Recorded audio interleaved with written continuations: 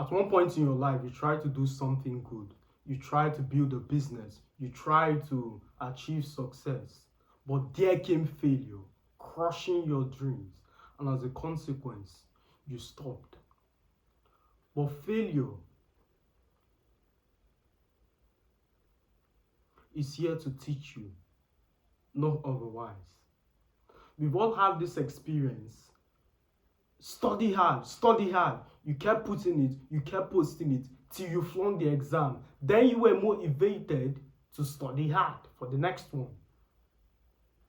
The point I'm trying to highlight is failure in and of itself is not a consequence of the failed achieved outcome, but the consequence of the interpretation.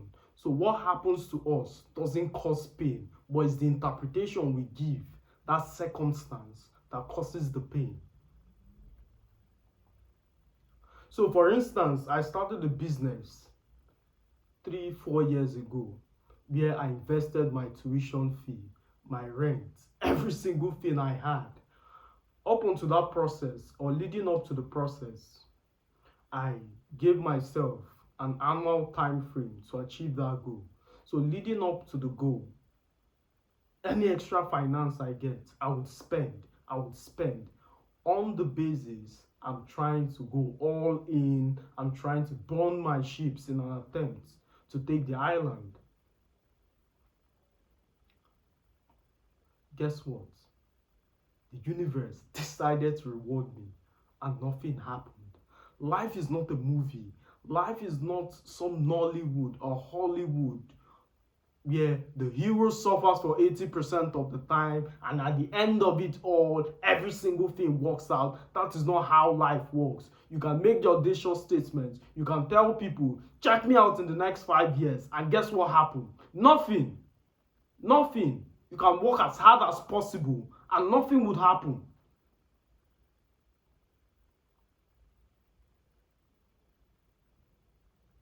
I invested every single thing in that business and nothing happened. Nothing happened. I was about to get thrown out of the house, thrown out of school. And guess what? The business still did not profit.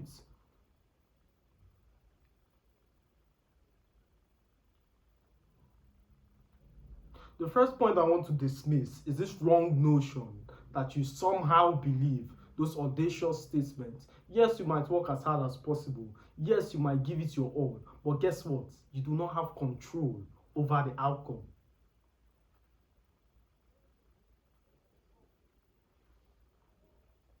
Failure. So I felt like a failure in that moment, not necessarily because of the failed business, but the interpretation associated with the outcome. I told myself at the end of the year, I should have achieved XYZ. The failure to realize those targets is what made me feel sad, is what made me feel bad.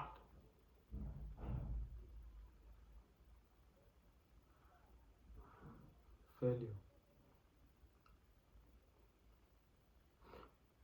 Think of a video game. You're on a video game, you fail. What is your inclination? To try again, correct? Exactly. So the reason most of you do not try again in real life is the interpretation. How people would see you. Your interpretation as touching that failure. How would people see me? Nobody wants to go to a family Thanksgiving with a shirt of a failed business. Nobody wants to do that. So it's interpretation associated with the failure that causes problem, not the failure in and of itself.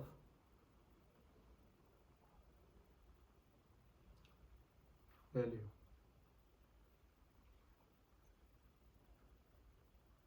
There are two kinds of failure: evolutionary failure and consequential failure. So the first, evolutionary failure, is something that happens as a consequence of process. So it's most likely when you start the first business or when you start that first big thing, you would fail. So the various actions, the unrealized outcomes accumulated is what falls under that category. This is brutal at first because of, like I said, the interpretation. associated with those events. You feel like after putting all the effort, after doing every single thing, the business does not work. But I've said it previously on the previous video, something called error of commission and error of omission. So the pain you feel as a consequence of failure is error of commission. That's the pain felt as a consequence of failure. But the pain you would feel as a consequence of emotion is even worse. Nobody wants to sit on the bed and wonder what if. What if I started that business? What if I wasn't shy? What if I didn't care? What if I didn't do this? It's easy for you to conceptualize a business in your head. It's easy to achieve things in theory. It's very difficult from reality. So an idea is very different from its implementation. That's why Steve Jobs in the days of old would request that every idea Apple had was to be built.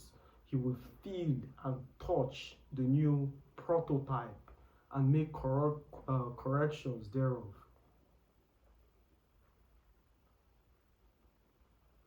Error of commission, error of omission. I'll do well to link it at the end of this recording. So evolutionary failure is transitory. It's something that happens as a consequence of time. And as I previously stated, life is not Hollywood. At the end of it all, you can try your best and still fail. It's not like some movie with a morale will try and portray. It's possible. But if you stop,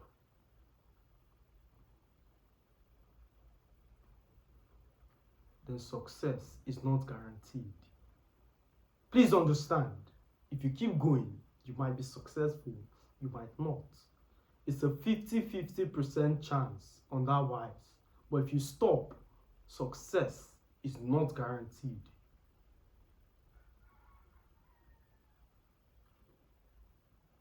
So that's the first one, evolutionary failure. Something that happens as a consequence of trying and moving and pushing forward.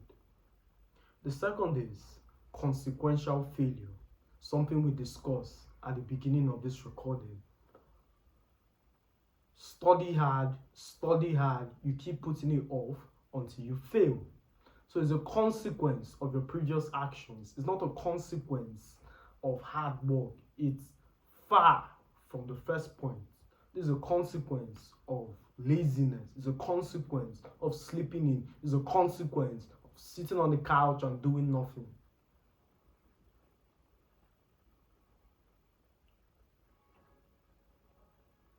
So life is cause and effect. Make reference to the video on decisions.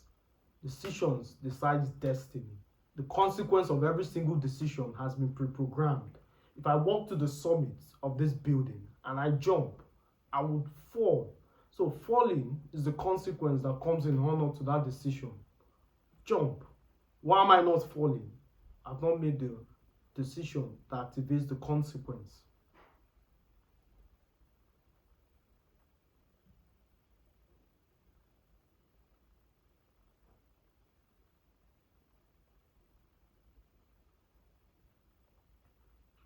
So decision decides destiny. Make reference to that video. I'll do my best to try and link all of this. My apologies. It's fucking hot in here. Trying my best not to sweat so evidently. Anyways, so consequential failure is a consequence of mostly inaction. Consequential failure is not something that can be abstracted to the universe. Like in the first one, or the first analogy I gave, the business was correct, the strategy was correct, the hard work was correct, the zeal was there, the passion was there. Every single thing was in line.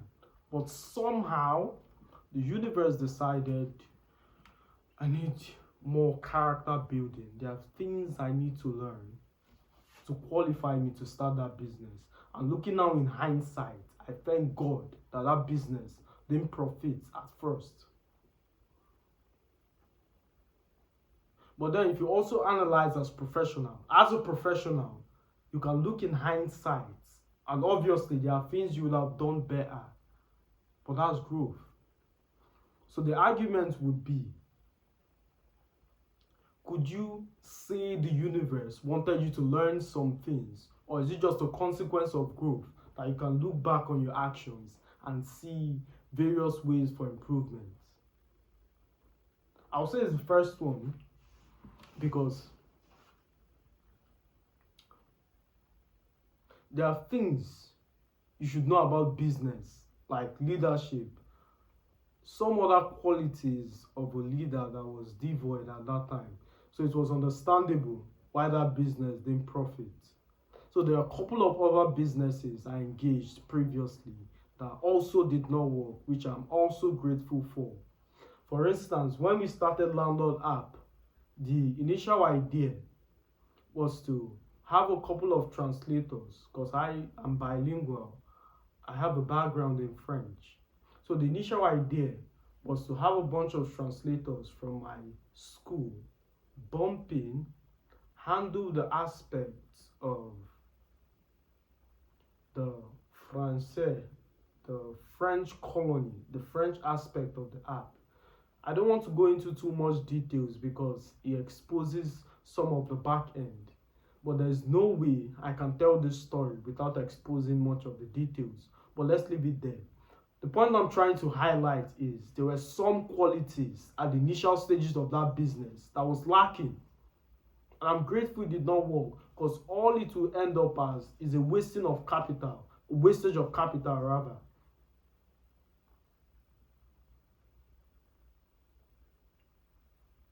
So I'm glad it didn't work out at first. But the second phase of the idea, which is a more interesting aspect, I'm sure some of you in the comment section have already provided wise ideas as use AI to do XYZ. Why do you need a couple of French translators when you can use AI? My friend, AI cannot automatically take the translating job. For instance, when presidents need to communicate, that's world leaders, they need live translators. Now, of course, you can make the argument what Apple is doing, which is they have this live translating. Once you put on the AirPod, it's easy to translate, something along that lines. I've not seen it in use, so I cannot comment on the various constraints, like once the person is done speaking, like how do you speak in tone is connected to the AirPods. So it's most likely you do not have voiced out speaker. Do you understand? I'm trying to work out what a one-way translation would look like, because if you have two people on the Apple device live translating, understandable. But if you go to the market, what does that experience look like? Like I said, I have no idea. I've not seen it in use. I don't know how it works. Just commenting from a general knowledge. As always, my friends, pleasure speaking to you. I'll see you in the next one.